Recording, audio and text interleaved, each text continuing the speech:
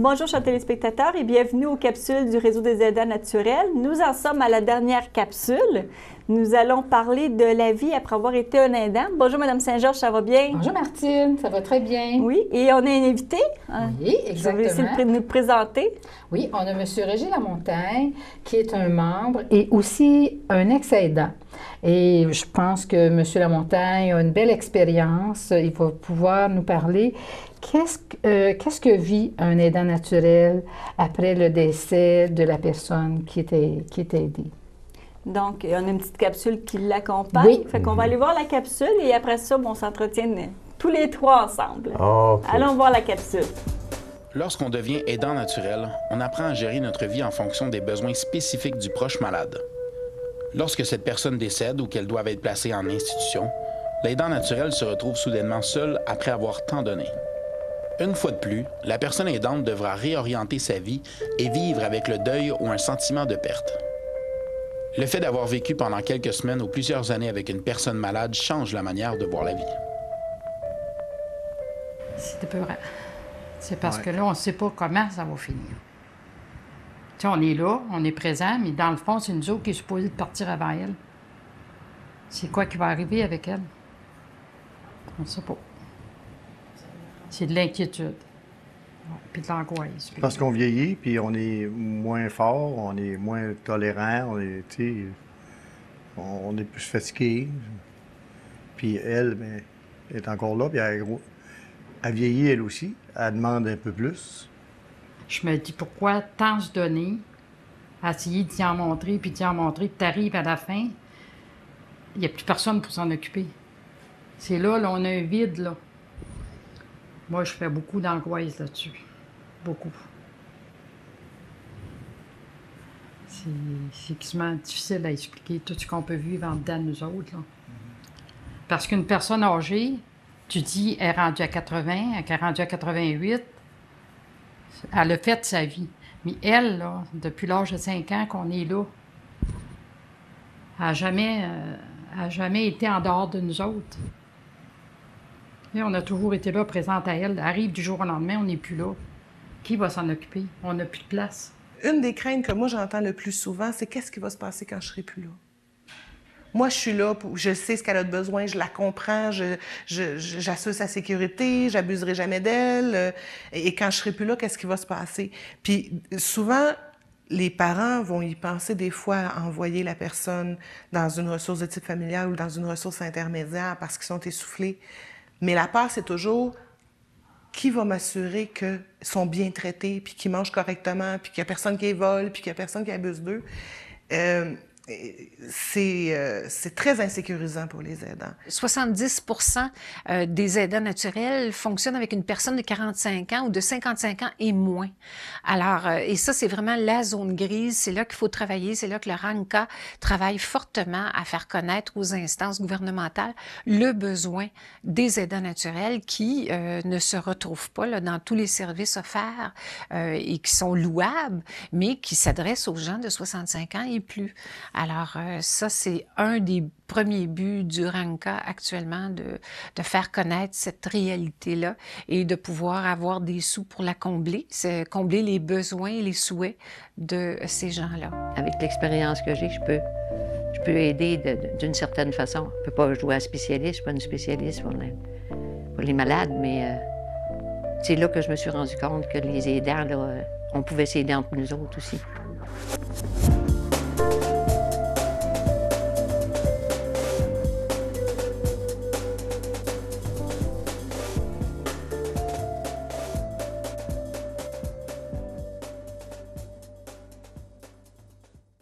Donc, Madame Saint-Georges, on vient de voir dans la capsule, la dernière capsule.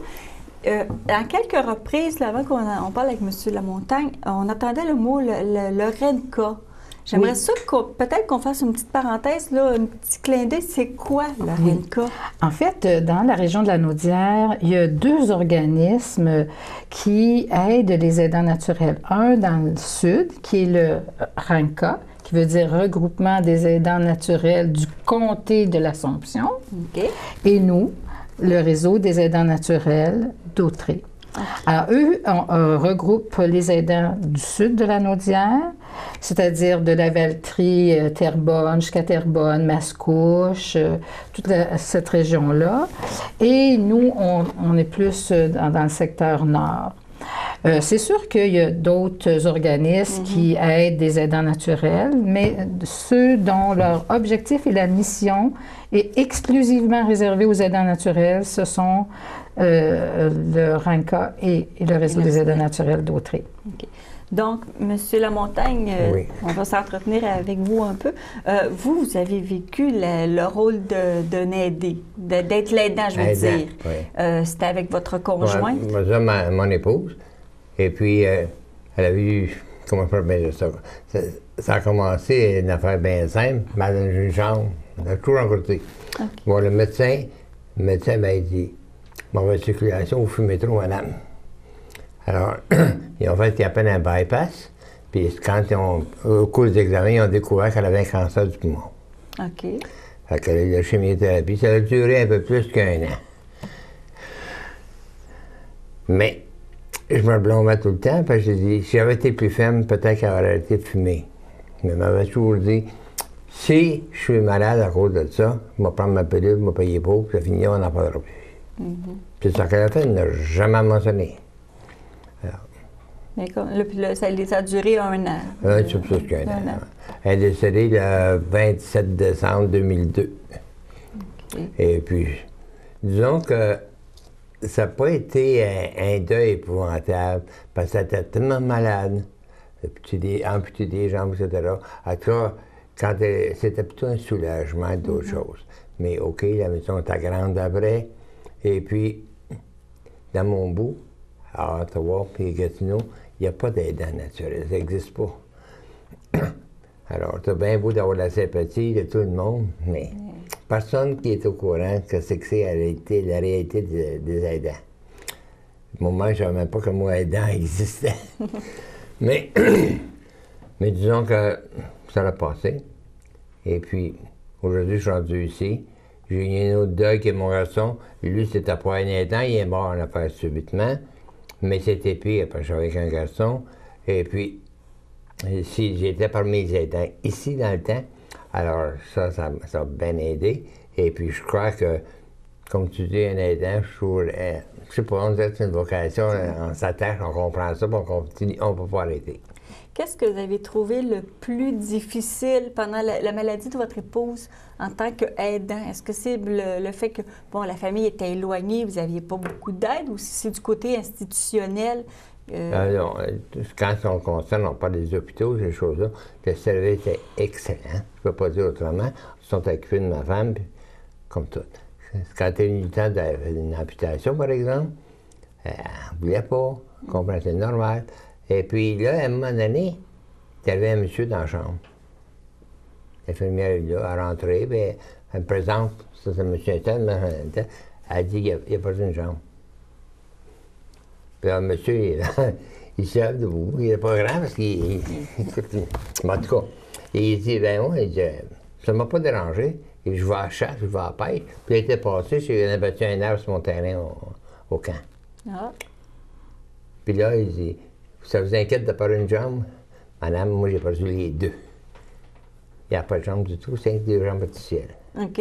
Alors ça l'a accepté, puis pas bien. C'est comme ça que ça en fait. Peut-être le fait d'avoir, comme on dit, eu une chose de l'extérieur.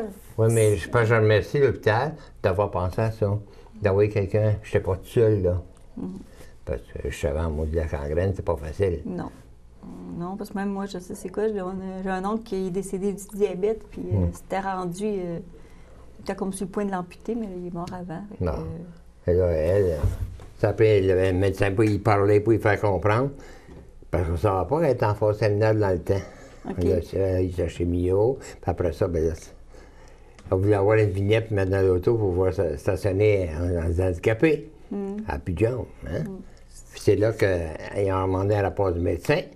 Puis le rapport du médecin, c'est marqué dessus en phase finale, en phase terminale. C'est là où vous l'avez su. C'est là que j'ai commencé à le savoir. Mais elle le savait avant moi. OK. Peut-être qu'elle vous l'a caché pour ne pas trop vous inquiéter? Ou... je pense que c'est ça, parce que je ne sais jamais appelé. Jamais.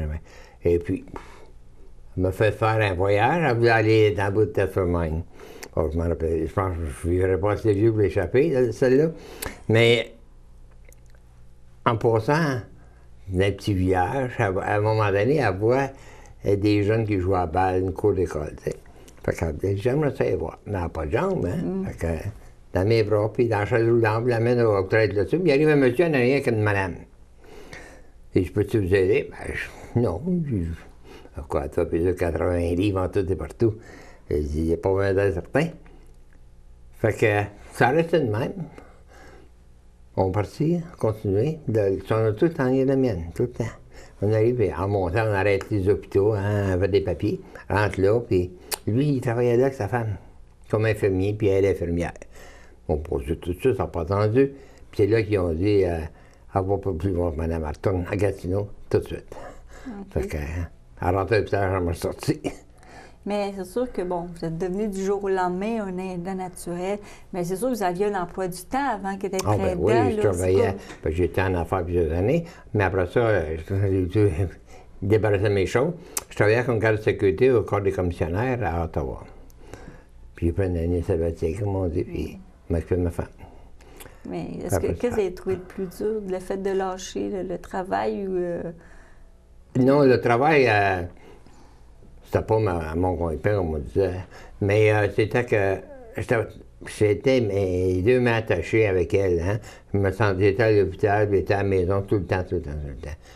Alors, je me sentais. Mais quand c'était fini, j'ai retourné travailler parce que c'était de quoi on était occupé. Ça pour changer les idées aussi. Changer les idées. Mais là, comme vous dites, vous êtes intégré au réseau des aidants naturels. Est-ce que ça vous a aidé un petit peu, comme on dit, mettre un baume sur le bien après, on parle de mon fils, oui. Là, j'étais rendu par ici. J'étais membre des aidants naturels. Et puis, qu'est-ce qui arrive? C'est quand quelqu'un décède, tout le monde a une tape dans le dos, mais sympathie, bien. Mais ils ne pensent pas. Qu'est-ce que tu as passé avant? Ils ne savent pas de quoi parler. Puis ça, c'est embêtant. Avec les aidants, bien, ils ont tous passé par là. Alors, on a de quoi jaser. C'est comme ça que ça marche. Puis là, bien, j'étais aidant naturel, moi, de rester, je pense, dans mes jours. C'est ça, c'est ce qui était ma prochaine question. Je pense que quand on commence à être aidant, même si la personne décède, on reste aidant toute notre vie. Parce que des fois, on peut avoir une connaissance que on dirait que c'est une deuxième nature. Je ne peux pas l'expliquer, mais c'est ça. Et puis, je me sens obligé. Pareil, comme si j'avais eu beaucoup d'aide des aidants dans le temps, là, mais je me sens obligé. Madame, vous, sûrement qu'en tant que coordonnatrice, il y a des choses semblables que vous avez sûrement vécues. Oui. Puis on constate justement que les ex-aidants qui ont eu du support, soit de notre organisme ou d'une institution, peu importe, ils sont très reconnaissants du support qu'ils ont eu. Hein? Et puis, ils veulent justement comme retourner l'ascenseur. C'est comme eux aussi, ils connaissent c'est quoi l'obligation d'être un aidant. Monsieur Lamontagne nous l'a partagé. Bien, il devait rester à la maison avec sa conjointe. C'était du 24 heures sur 24. Ses sorties étaient de plus en plus réduites. Fait que l'aidant naturel là, qui a passé par là, il connaît toute cette situation-là dans ses moindres replis, ses moindres raccoins. Et je pense que à cause de son expérience, il est sympathique à l'expérience de l'autre. Et juste parce qu'il a vécu cette expérience-là, sa sympathie, hein, il fait une écoute empathique, la personne qui, en présence, qui vit la situation, elle sent parfois plus à l'aise d'en parler. Les gens, on a vu dans le CD, la dernière dame qui a dit « Entre aidants, on peut s'aider ». Et le soutien des ex-aidants, eux se considèrent encore comme des aidants. On voit bien M. Lamontagne, hein? Je me sens encore un aidant. Ça reste. Bien, ce soutien-là est aussi très important. Et nous, dans notre organisme, on a cette belle richesse-là. On a plusieurs ex-aidants qui ont eu le support et l'aide de notre organisme, puis qui acceptent encore de venir jouer ce rôle-là d'écoute, puis d'accompagnement, puis de soutien. Puis, lors des cafés-rencontres, ça amène énormément une qualité puis une richesse dans l'échange, cette expérience-là. Et c'est un grand, grand, grand, grand plus. Peut-être, corrigez-moi si je me trompe, mais le fait d'avoir des excédents, quand on va soit au café-rencontre ou maintenant que vous rencontrez, dire j'ai un tel problème, là, vous pouvez penser qu'un excédent, comme exemple, M. Lamontagne, ben lui, je me rappelle qu'il l'a vécu, attends, je vais te mettre en contact. Oui. Pour que tu le rencontres. Fait que des fois, ces gens-là peuvent être là pour apporter le petit baume qui nous manque pour fermer la plaie. Oui. Ouais, il y a une chose aussi, que quand j'étais en devoir, disons, tu n'as pas d'aide. Puis c'est une affaire que, je me sens que j'avais aimé ça, quelqu'un qui était là, puis dit, ben, écoute, Roger, que veux-tu? C'est la nature, rien que tu peux faire pour. Arrête de te blâmer. Parce que c'est naturel de se blâmer. Comme moi, je disais, je m'étais mis mon pied à terre, peut-être plus mauvais, puis tu ne fumes plus. Ah, ça peut-être pas là. Mais c'était ça, ma blâmé ça, puis j'étais tout seul, puis personne ne me dit, blâme-toi pas la tête, casse-toi pas la tête. C'est pas de même que ça marche, mais c'est de même que ça marche en réalité. C'est ça.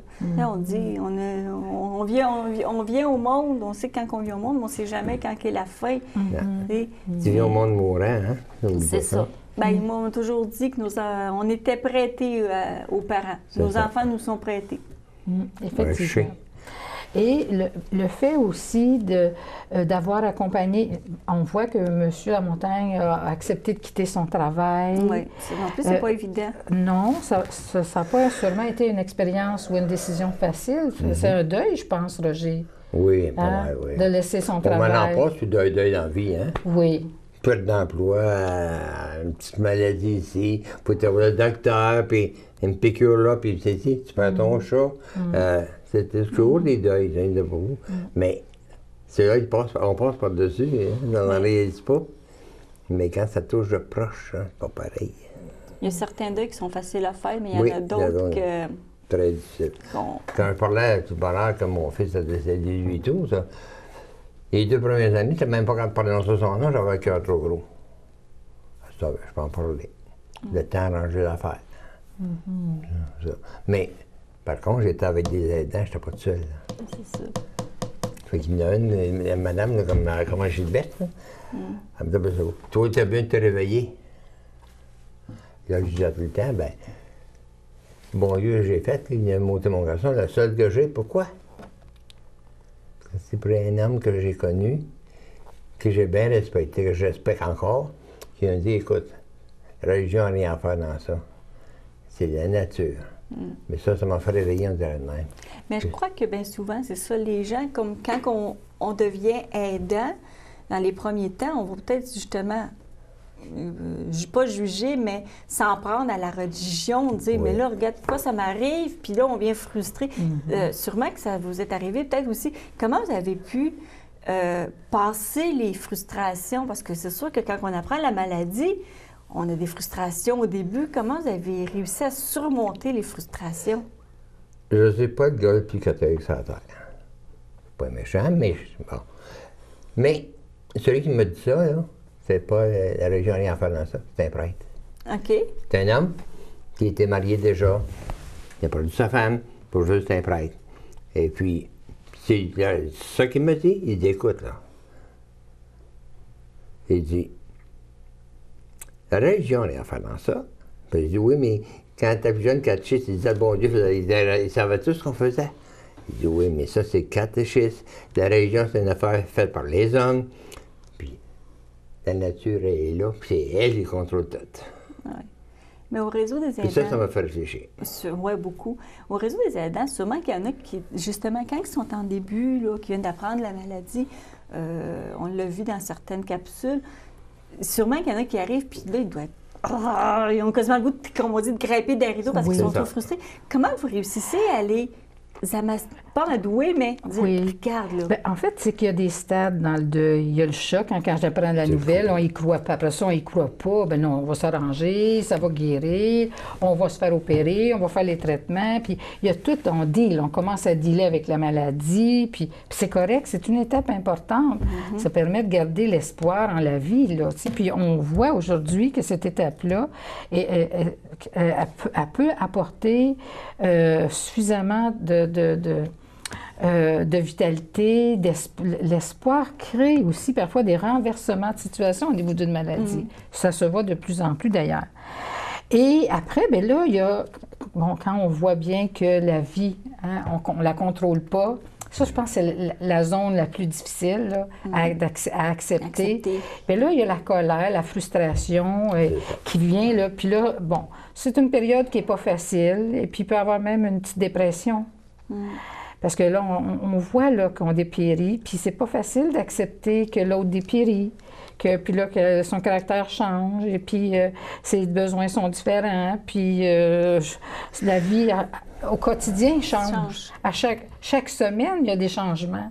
Alors, ça veut dire que je suis obligée de m'adapter, puis des fois, je n'ai pas le goût de m'adapter parce que je suis fatiguée, puis ça ne me tente plus. Fait que là, des fois, l'impatience puis la colère peut monter. Alors, tout ça fait que ça permet, je pense, à toutes ces situations-là, ces petits deuils-là qui sont traversés au quotidien.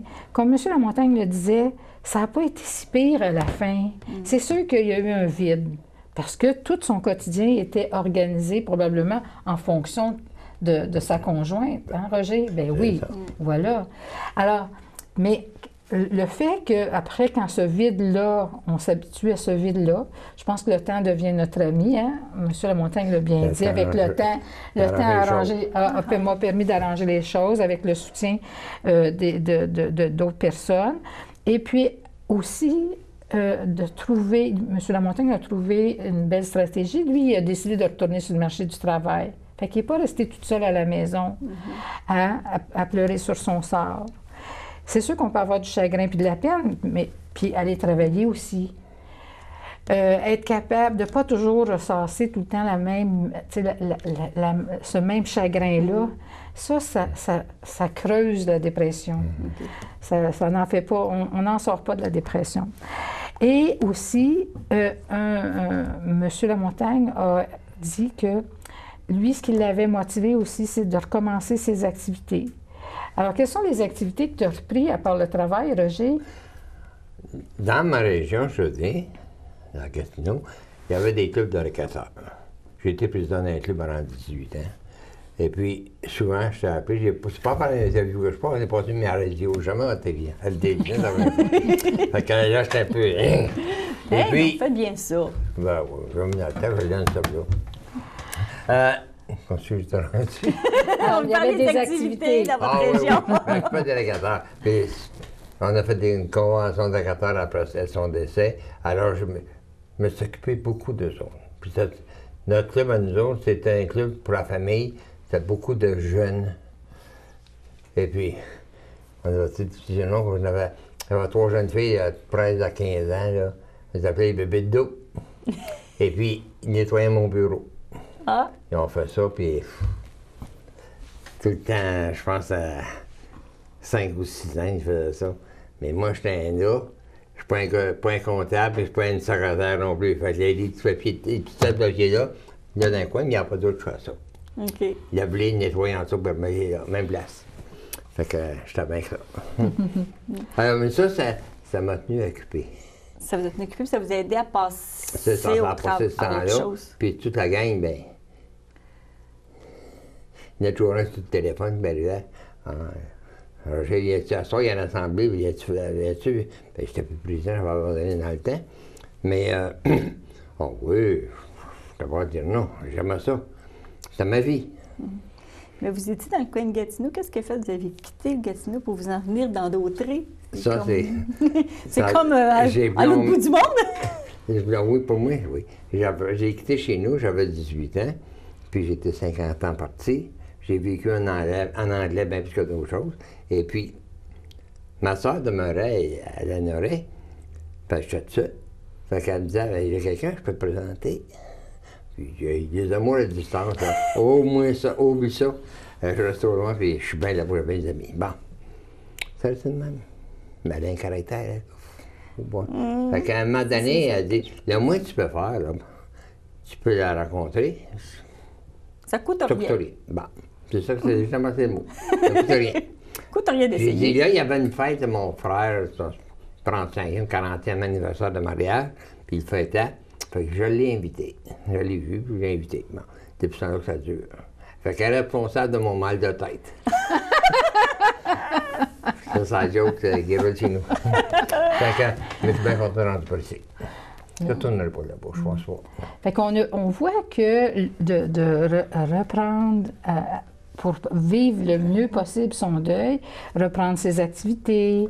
Monsieur Lamontagne a repris ses activités de bénévolat, son travail. Il s'est arrangé aussi pour être entouré, pour s'occuper l'esprit, puis continuer à faire ce qu'il aimait. Hein? Il a dit, moi, du bénévolat, c'est ma vie, j'aimais ça. Alors, il a retrouvé ce qu'il aimait faire. Et ça, c'est vrai que ça aide, puis ça soutient l'aidant naturel. D'avoir le support d'autrui. Mais si l'aidant naturel reste seul à la maison, puis il y a peu de soutien, mais il va rester longtemps dans son deuil. Puis ça rend une vie terne, puis triste, puis pas joyeuse. Alors, il y a de l'espace pour se créer après un deuil. C'est sûr que ça... Comme disait ma mère, quand mon père est décédé, donnez-moi au moins 5-6 mois. Puis, après, je vais rebondir. Parce qu'elle était fatiguée, puis elle était épuisée. Puis aujourd'hui, je comprends pourquoi elle me disait ça. Parce que elle était fatiguée. Elle s'était occupée beaucoup de mon père. À tous les jours, elle allait à l'hôpital le faire manger. C'était 7 jours par semaine après sa journée de travail. Fait que elle a eu comme besoin de se déposer, puis de s'occuper d'elle pour récupérer des forces. Puis quand elle s'est sentie prête, bien là, elle a justement, elle aussi, elle s'est trouvé des activités qui l'intéressaient à l'extérieur de la maison. Et puis c'est comme ça qu'elle a rebâti un réseau d'amis qui lui a permis justement de recommencer à vivre. Voilà, exactement. Ben, à vivre. Elle vivait encore. Mais plus encore. Oui, mais d'une façon passer à autre chose, une vie plus joyeuse, plus agréable psychiquement, émotivement. Le temps file, parce qu'on est déjà rendu à la fin. C'est comme c'est la dernière capsule. Moi, je veux vous remercier, Mme Saint-Georges, de nous avoir donné ce projet à faire. Puis j'espère qu'au travers des capsules, les gens attendront pas d'être comme, d'avoir quasiment sur le point de se mettre la corde puis de dire, gars, j'en peux plus. Avec les capsules, qui vont apprendre que, gars, quand la maladie arrive, attends pas d'aller chercher l'aide. Exactement. Et le réseau des aidants naturels d'Autrey est un outil, est une ressource très, très, très, très valable, très aidante, très stimulante et encourageante pour les aidants naturels.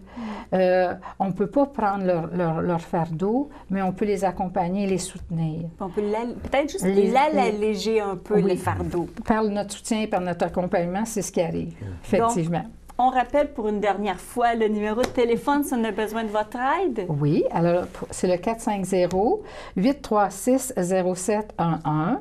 Et puis c'est encore temps aussi de prendre vos cartes de membres. On rentre dans les activités là, qui se préparent pour l'automne.